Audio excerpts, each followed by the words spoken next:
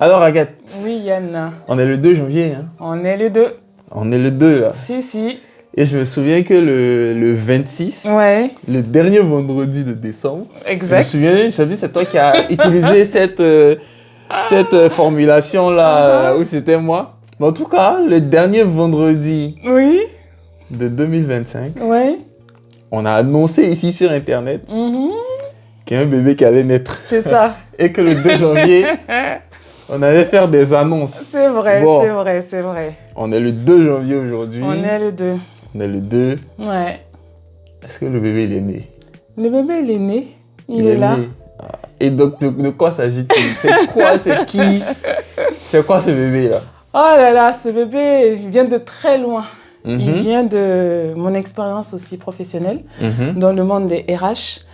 Un monde dans lequel tu es aspergé par la plupart des collaborateurs, de leurs problématiques. mhm, Et ce que j'ai pu remarquer au sein des entreprises, mhm. c'est que beaucoup de collaborateurs subissent le monde du travail. Subissent le monde du Ils travail. subissent. Ils subissent leur carrière. Ils subissent leur carrière. Parce qu'ils sont tributaires des décisions qui sont autres. Des fois, ce sont dû à des décisions conjoncturelles, Mhm, structurelles, on n'a pas le choix. Des décisions qui viennent de la direction aussi. mhm. Et même des fois de la vision même de l'entreprise. C'est-à-dire que si ton profil ne coïncide pas ou ne correspond pas à la vision de l'entreprise, bon, ben, tu as soit la porte, ou soit tu acceptes ce qu'on te donne. Accepte, c'est vrai. En gros, tu évolues au gré de ce que les Mais autres oui. décident. Et De ce c'est que pas, l'entreprise, en tout cas, décide. voilà, c'est pas conscient de ta part. Exactement. C'est vraiment ce qui t'arrive que tu prends. Donc, si tu as de la chance, tu progresses bien, Exact. tu vas dans une direction qui te plaît. Ouais, Et si tu as moins de chance, c'est beaucoup Tu plus subis. frustrant en fait. exactement. D'accord. Et donc, c'est pas forcément parce que les gens n'ont pas les compétences, hein, ça n'a rien à Mhm. voir. Je me suis toujours posé la question en me demandant, est-ce que c'est un manque d'outils, un manque de perspective, pas forcément aussi le temps. Les gens peut-être n'ont pas le temps de se poser des questions sur leur carrière. Moi, je prends l'exemple, par exemple moi, d'une maman qui est en entreprise. Entre les besoins personnels et professionnels, des fois, tu n'as pas le temps aussi de te projeter sur ta carrière. C'est Tu vrai, agis c'est à vrai. l'instant T, tu fais au mieux, mais Mhm. tu n'as pas la possibilité, par exemple, de te projeter comme ça pour une carrière professionnelle. C'est vrai que c'est même à mon petit niveau, parce que j'ai, disons, quand même beaucoup moins d'expérience que toi dans le monde professionnel. Ouais, En fait, une fois que tu entres dedans, ouais, tu es vraiment aspiré par le day-to-day, quoi. exactement. C'est-à-dire qu'il faut que tu ailles au boulot, il y a des choses à faire, Ouais. tu fais ça toute la journée, quand tu arrives le soir, tu es T'es claqué, fatigué, tu es ouais. fatigué. Et tu n'as plus la tête au travail. Hein. Voilà, tu n'as plus la tête au travail. En plus, comme tu dis, si tu es parent, et ça, je le vois avec mes amis Ouais. qui, eux, ont déjà des enfants, c'est encore pire parce que même les week-ends, ils ne sont plus à toi. Voilà, il faut s'occuper des enfants, il faut Exactement. s'occuper de la famille, il Mm. faut s'occuper de soi-même, ses Ouais. problèmes, il faut se repenser encore au boulot. Et donc, dire Tu n'as qu'on pas le va temps. vraiment prendre le temps de chercher, réfléchir, oui, je peux faire ceci pour ma carrière.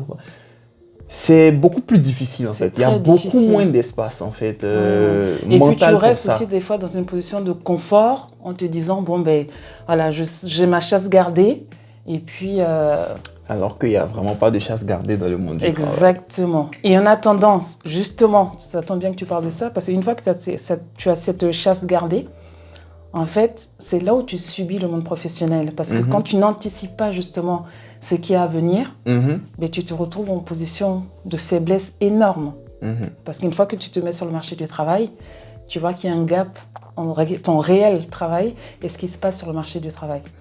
Et donc moi, à chaque fois au sein de mes expériences, j'ai toujours vu autour de moi des gens en fait, qui se questionnaient sur leur devenir, sur une évolution possible, sur des évolutions de carrière aussi, sans avoir de réponse. Parce qu'il n'y avait pas forcément d'outils prédominants qui pourraient leur permettre d'atteindre cet objectif-là, de réflexion. Mhm. Voilà. Et moi, je me suis toujours dit, si un jour j'ai la chance de créer quelque chose, Mhm.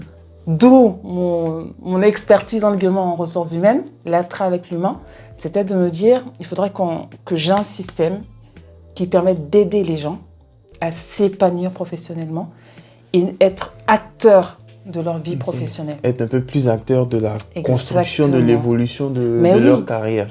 D'accord. C'est très important parce que aussi, ça te permet aussi d'avoir un épanouissement même personnel aussi après. D'accord. Voilà. Donc ça, c'est vraiment la vision. Exactement.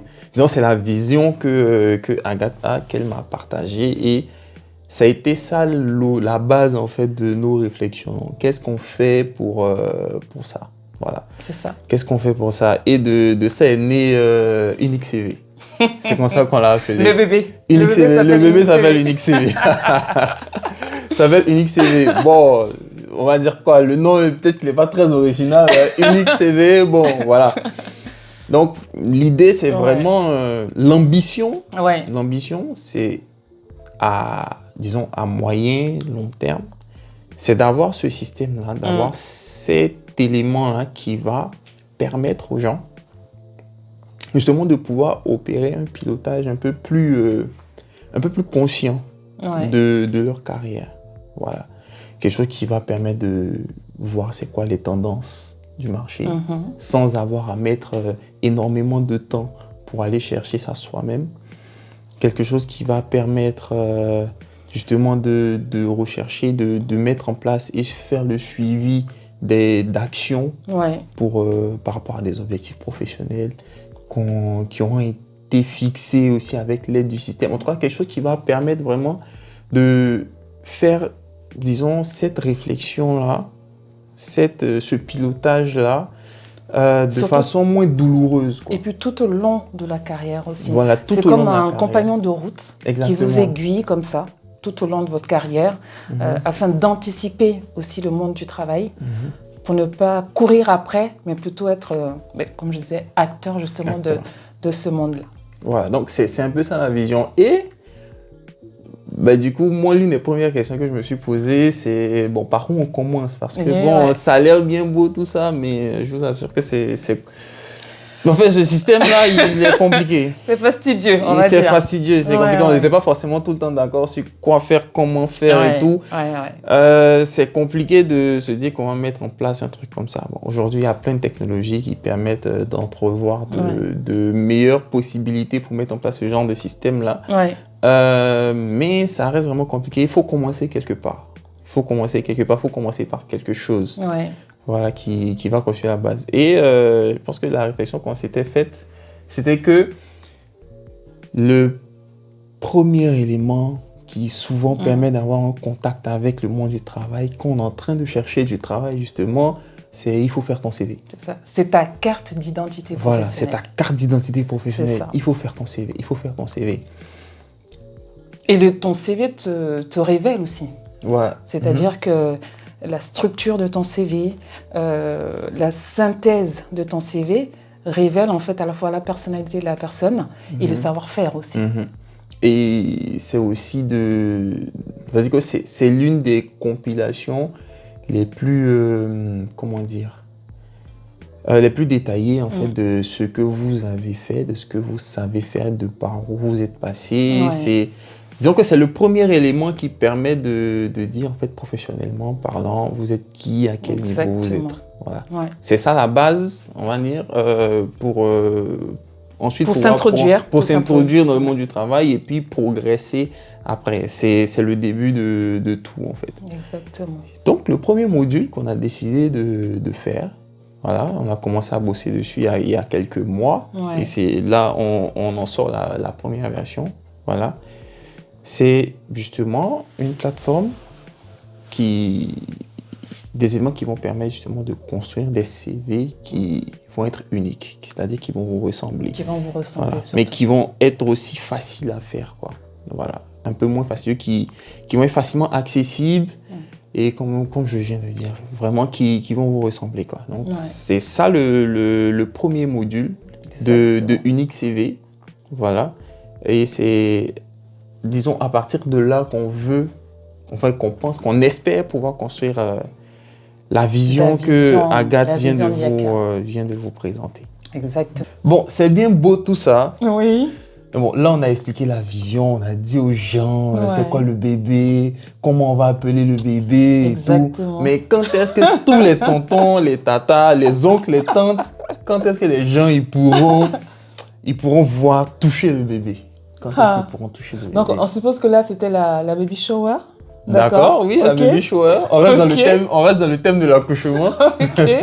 Et écoute, je te propose qu'on présente le bébé à tout le monde au prochain épisode. Qu'est-ce que t'en penses? Au prochain épisode, hein. Ouais. Marché conclu ou pas? Ok, marché conclu. Ça te Vendu. va? Allez. Allez, go!